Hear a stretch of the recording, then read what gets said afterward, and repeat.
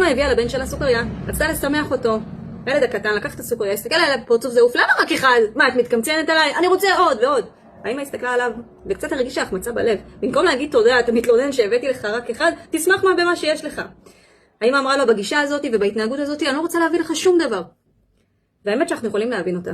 אבל מה? אנחנו בעצמנו מתנהגים ככה, המון פעמים. הרבה פעמים אנחנו יכולים לקבל שפע מהקדוש ברוך הוא, בצורות שונות ומשונות. אבל להרגיש, לא, זה לא מספיק, אני צריכה יותר, תביא לי עוד, למה רק את זה? אם היה לי רק עוד טיפה, הייתי שמחה. אבל האמת שזה שקר. אנחנו לא נוכל לקבל שום שפע לחיים שלנו, אם לא נדע לשמוח באמת ממה שכבר כן קיים, ממה שכבר כן יש. בשביל לקבל באמת עוד ולשמוח, אז צריך לדעת להגיד תודה. אבל לא תודה מהפה אל החוץ, תודה אמיתית. תחשבו על אותו אמא, אותו סיפור שסיפרתי לכם ממש עכשיו.